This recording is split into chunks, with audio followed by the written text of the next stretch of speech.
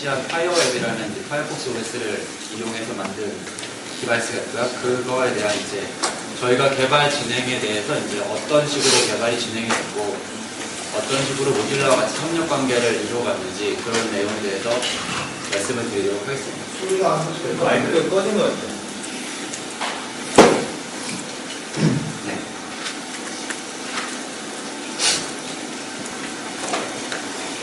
우선 그 파이어폭스 OS라는 걸 접하게 되는데요. 그 제조사의 입장에서는 그 제조사라는 거는 제조사는 폰을 만들어서 그것을 사용자가 원하는 폰을 만들어서 사용자에게 팔게 되는 그런 목적이 있기 때문에 저희가 파이어폭스 OS를 만나게 됐을 때 웹 OS를 사용하는 상당히 획기적인 기술이다 라는 거 외에 과연 이 OS를 가지고 폰을 만들었을 때 경쟁력이 있을 것인가. 기존의 안드로이드랑 iOS가 시장을 이제 다 가지고 있었는데 우리가 파이어폭스 OS를 가지고 가질 수 있는 경쟁력은 무엇일까 이런 거에 대해서 생각을 해봤고요. 우선 첫 번째 보면은 아까 이제 첫 번째 발표하신 분에서도 이 그림을 사용했었는데 상당히 라이트한 강점이 있습니다. 파이어폭스 OS는 상당히 라이트한 솔루션이기 때문에 기존의 안드로이드에 비해서는 그 안드로이드는 제가 알기로는 가장 작은 메모리를 사용하는 것도 뭐 512MB 정도를 사용하게 되는데 작년에 출시한 세 가지 디바이스가 있는데 GT와 알카텔 같은 경우는 256MB를 사용했고요. 저희 같은 경우는 512MB를 사용했습니다. 그리고 첫 시간에 잠시 얘기 나왔었는데 타라코라는 그 25불짜리 디바이스를 만들겠다라는 거를 이번에 MWC에서 모질라가 이제 야심차게 발표를 했는데요. 그거는 128MB 램을 가지고 폰을 만들겠다라고 생각하고 있습니다. 결국 이건 어떤 얘기를 할 수 있냐라는 건 지금 현재 피처폰 시장, 피처폰이 가지고 있는 상당히 저가 시장까지도 파이어폭스 OS의 시장으로 넓힐 수 있다라는 것을 의미하고 있고요. 그래서 저가 폰부터 고가 폰까지 전체를 커버할 수 있는 OS가 될 수 있다라는 게 이제 파이어폭스 OS의 강점이라고 볼 수 있겠습니다.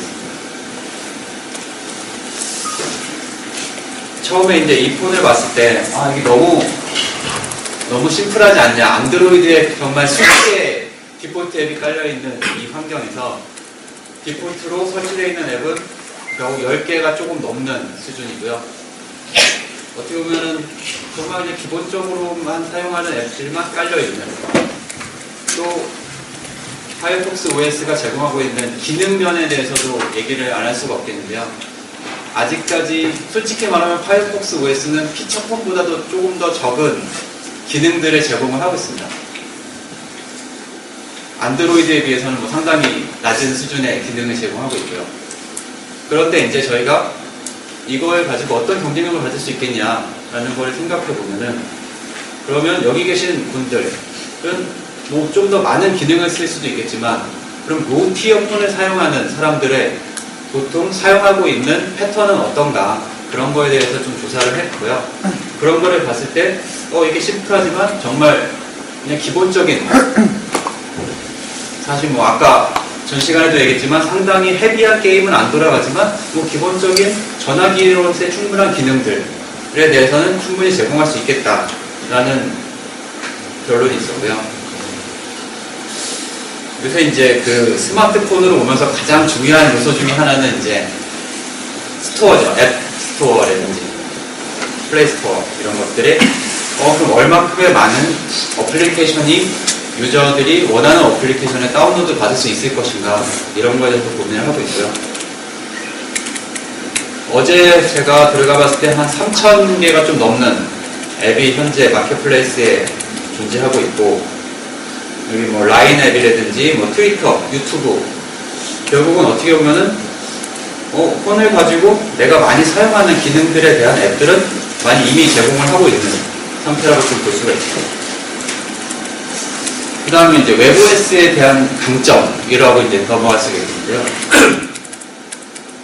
결국 웹OS가 가지고 있는 강점은 뭐냐면은 안드로이드 또는 iOS는 그들만의 이제 자바라는 랭귀지, 그들만의 이제 어플리케이션 스토어가 있고, 그들만이 가지고 있는 어플리케이션이 자기 폰에서 돌아가고, 그러면은 앱 개발자 입장에서는 내가 앱을 만들면은 iOS용 앱, 안드로이드용 앱, 이거를 별도로 만들어야 되거든요. 결국 웹OS가 가지고 있는 가장 큰 장점은 오픈앤 에코시스템으로, 이게 결국은 모든 것이 표준화가 되게 되면은 내가 하나의 앱을 만들었을 때 어떤 마켓에다 올려도 상관없고, 또 유저 입장에서도 내가 어떤 앱을 받았을 때도 플레이가 되는 그런 장점이 있습니다. 또 웹 OS의 가장 큰 장점이라고 하면은 결국 크로스 플랫폼을 지원한다. 레스판서블 웹 디자인 같은 것도 전 시간에 좀 다루고 했었는데, TV라든지 태블릿 서로 다른 LCD 사이즈를 가지고 있는 디바이스들도 HTML5라고 대표되는 HTML5, CSS3 이런 특성들에 의해서 결국은 하나의 어플리케이션이 여러 디바이스에서 전혀 무리 없이 돌아갈 수 있는, 디바이스마다 변경점이 많지 않은 그런 류의 강점을 가지고 있습니다. 그래서 이런 강점들을 봤을 때 우리가 웹 OS, 파이어폭스 OS를 탑재해서 폰을 출시했을 때 어느 정도 경쟁력은 있겠다라는 판단을 했고요. 판단을 했기 때문에 제조사 입장에서는 모질라와 함께 협업을 시작을 할 수 있었습니다. 다음에는 엣지 파이어웹에 대해 간략한 스펙 정도만 보여드릴 건데요. 스마트폰으로 오면서 디자인은 상당히 다들 비슷비슷해져 오는 것 같고요. 이게 이제 파이어웹에 대한 디자인이고, 저희가 출시는 13년 10월, 작년 10월에 이제 브라질에 첫 번째 런치를 했습니다. OS 버전은 파이어폭스 OS 버전 1.1을 사용했고요. 작년에 이제 3개 모델이 출시됐는데, GT라든지 알카텔 같은 경우는 7월에 런치를 했고요. 그쪽 단말들은 이제 1.0, 버전 1.0을 가지고 출시를 했습니다. 저는 이제 1.0을 고려를 안 한 것 같아요. 1.0이 가지고 있는 기능들, 저희가 이제 아까 제가 말씀드린 것처럼 기본적인 기능들은 좀 가지고 있다라고 말씀드렸는데, 1.0 가지고는 우리가 기본 기능이라고 하는 것 중에 좀 많은 게 빠져있고, 퍼포먼스 측면에서도 좀 너무 안 좋다라는 좀 결론이 있어가지고요. 저희가 이제 1.1에 그 MMS라든지, 그 다음에 퍼포먼스에 대한 향상도, 앱 런치 타임이라든지 그런 FPS 그런 것들의 향상을 통해서 보다 나은 디바이스를 유저한테 제공하기 위해서 약간 출시 시점을 늦췄지만 OS 버전을 높여서 출시를 하게 되었습니다. 그리고 좀 멀티미디어적인 기능을 좀 강화하기 위해서 LCD 사이즈를 기존에 3.5인치였던 거를 4인치 정도, 카메라 기능도 5메가 정도 카메라를 늘려서 제공을 했고요. 램 사이즈도 기존에 256메가에도 담을 수 있지만 256메가로 했을 때 동시에 띄울 수 있는 앱의 개수가 제한이 있거든요. 그러면 앱 사이즈가 제약이 있다는 얘기는 결국은 가비지 컬렉션이 자주 일어나게 되고, 그거는 즉 성능에 영향을 미치게 되고, 유저가 어떤 다른 앱을 띄웠을 때 런치 타임에도 영향을 미치게 됩니다. 그런 거를 조금 더 향상시키기 위해서 저희는 램을 조금 더 큰 사이즈의 램을 사용하게 되었습니다.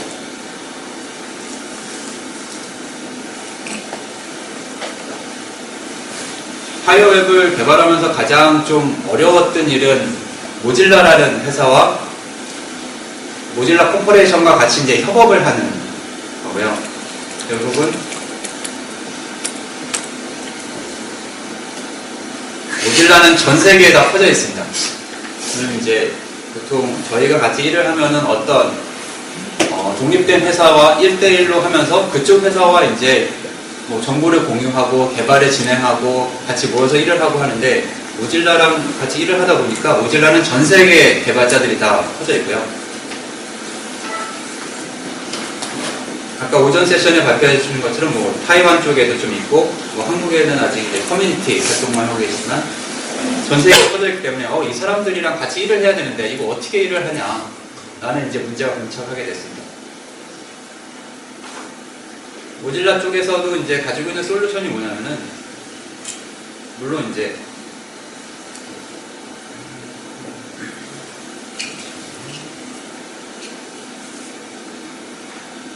페이지 다운하고. 모질라 쪽에서도 이제 전 세계에 있는 개발자들을 그러면 한 곳에 모여서 일을 하지 않고 어떻게 일을 할까라는 거를 이제 고민을 많이 한 것 같고요. 그러다 보니까 그들만의 솔루션을 찾은 게 결국 온라인으로 일을 할 수 있는 환경을 많이 구축을 하게 됐습니다. 그래가지고 파이어폭스 OS 커뮤니티, 결국 이제 한국에도 커뮤니티 그룹이 있지만 커뮤니티라는 걸 만들어가지고 누구나 커뮤니티에 가입도 할 수 있고 업무를 진행할 수 있고 메일링 리스트에 가입을 할 수도 있고요. 결국은 또 IRC라고 해가지고 결국 IRC에 들어가면은 개발자들과 얘기를 하고 내가 가지고 있는 이슈를 얘기하고 내가 가지고 있는 솔루션도 얘기하고 이게 좋은 솔루션이 될까 아닐까 그것도 그들과 함께 계속 온라인 채팅을 통해서 일을 해결하고 오른쪽 화면 같은 경우는 이제 가장 대표적으로 많이 쓰고 있는 IRC에 대한 툴이고요. IRC에 대한 내용은 아래에 있는 것처럼 결국 여기는 이 일부만 제가 이제 캡처를 한 거고요. 상당히 많은 IRC들이 리스트업이 되어 있습니다. 또 IRC가 너무 많다 보니까 내가 논의하고 싶은 이 주제에 대해서 어떤 IRC에 들어가서 얘기해야 될까 그런 것도 많이 좀 어려움이 있는데요. 보통 IRC에 들어가서 어떤 주제에 대해서 얘기하면은 그런 거는 뭐 어디 가면 된다라는 거는 친절하게 다들 좀 알려주는 거고요. 그래서 보면은 모질라 개발자의 대부분은 이 IRC를 이용해서 서로에 대한 정보를 공유하고 이야기하고 이슈에 대해서 논의를 하고 그런 것도 있습니다.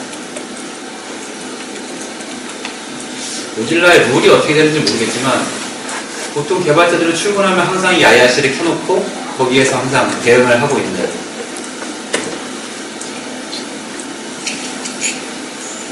두 번째는 버그질라입니다. 버그질라라는 거는 이제 모질라가 운영하고 있는 이슈를 이제 관리하고 있는 툴인데요. 모든 이슈, 버그를 포함해서 어떤 뉴 피처, 새로운 피처를 넣고 싶다. 새로운 거에 대한 UX에 대한 것도 논의하고 싶다. 모든 것은 이 버그질라를 통해서 이루어집니다. 모질라와 이야기를 하려면은 결국은 버그질라에 등록되지 않은 거는 모질라와 이야기할 수가 없습니다. 어떤 주제에 대해서 얘기하면 그거는 버그질라의 버그 넘버가 몇 번이야 라는 게 첫 번째 질문이거든요. 그렇기 때문에 모든 이슈는 버그질라를 통해서 버그질라에 등록이 되고 버그질라를 통해서 논의가 되며 버그질라를 통해서 해결이 되는 구조로 되어 있습니다. 결국은 이제 서로 다른 장소에서 업무를 진행하다 보니까 이런 온라인적인 툴들이 많이 필요하게 되고 이런 거에 대한 방법을 찾기 위한 것이 이제 IRC도 사용하게 되고 결국 모든 이슈를 하나에서 관리하는 시스템이 되고 여기서 이슈를 올려서 이슈를 해결하고 하는 리뷰 시스템 같은 것도 상당히 이제 엄격하게 저희가 이제 개발을 진행하면서 저희도 이제 컨트리뷰션을 하고 하는데 상당히 엄격하게 제안을 합니다. 저희가 생각할 때는 간단하게 기능이 동작하면은 뭐지 해도 되는 거 아니야? 라고 생각할 수도 있는데 모질라 측에서는 모질라 나름대로 이제 엄격한 규율이 있으면서 그 포맷에 맞춰서 항상 저희가 진행하고 있는 저희가 이제 컨트리뷰션 하고 있는 코드들의 검증을 진행을 하게 되고요. 결국은 그런 현상이 왜 발생했냐면은 작은 소규모 프로젝트를 진행하게 되면은 간단한 리뷰를 통해서도 진행할 수 있겠지만 전 세계에 거친 개발자들과 또 이게 개코라는 시스템이 단순히 파이어폭스 브라우저만 사용하는 것도 아니고 파이어폭스 브라우저, 파이어폭스 OS, 썬더버드 여러 종류의 제품들을 사용하기 때문에 아무렇게나 이제 기능들의 추가라든지 삭제 이런 것들에 대해서 엄격할 수밖에 없는 그런 현상 그런 시스템으로 진행을 하고 있습니다. 트리아지 미팅이라는 게 또 있고요. 트리아지 미팅은 뭐냐면은 파이어폭스 OS가 지금 현재 1.4 버전이 이제 피처 컴플리트 상태로 있는데 저희가 이제 원하는 기능들이 있잖아요. 아까 말씀드린 대로 MMS를 넣고 싶다. 그럼 MMS를 어디다 넣을 거냐. 그런 거에 대한 논의를 진행을 해야 되고요.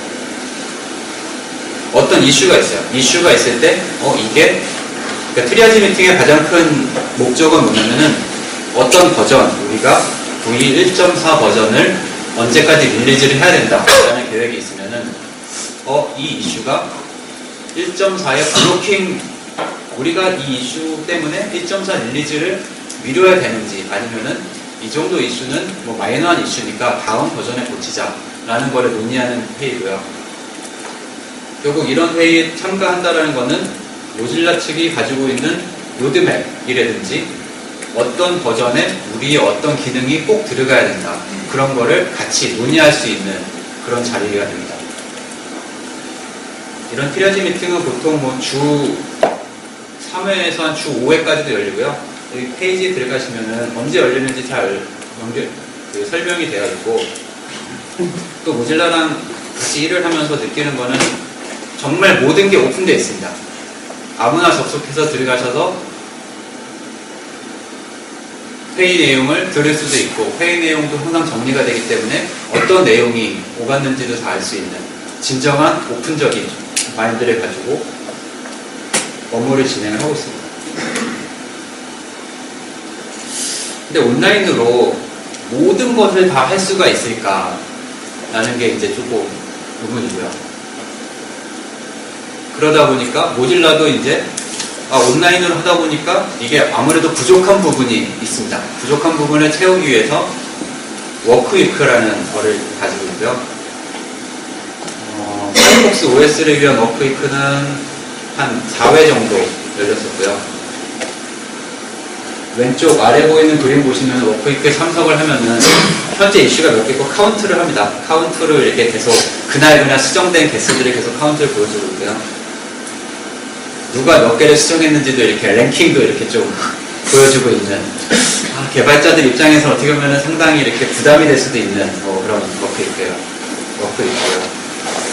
근데 이런 워크위크를 통해서 같이 사실 개발자들이 모든 사람들이 생각하는 게 다르고, 또 워크위크에서 느끼는 거는 이제 보통 개발자라고 하면은 뭔가 이렇게 골방에서 이렇게 자기 나름대로의 뭔가 이렇게 머릿속으로 구상을 하고 만들고 자기 나름대로의 그 방법을 찾느라고 노력을 하는데, 이런 워크위크를 통해서 나의 생각을 얘기하고 나의 생각을 다른 사람과 공유하고, 방법이 틀렸으면 되게 재밌는 거는 이렇게 둥그렇게 앉아가지고 이슈를 그냥 토론을 합니다.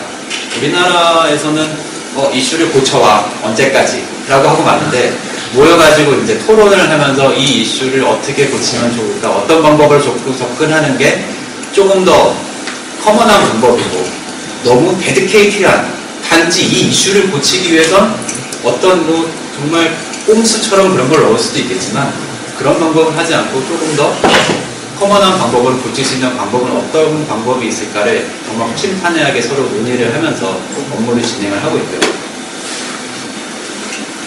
파이어폭스 OS에 대해서는 이제 어느 정도 이제 안정화가 좀 이루어졌다고 생각을 해서 이렇게 대규모 워크있고, 지금 여기에서 보여드린 한 4번 정도 이런 워크있고는 개발자들이 한 100명 이상 모여가지고 진행을 하고 있고요. 보통은 이제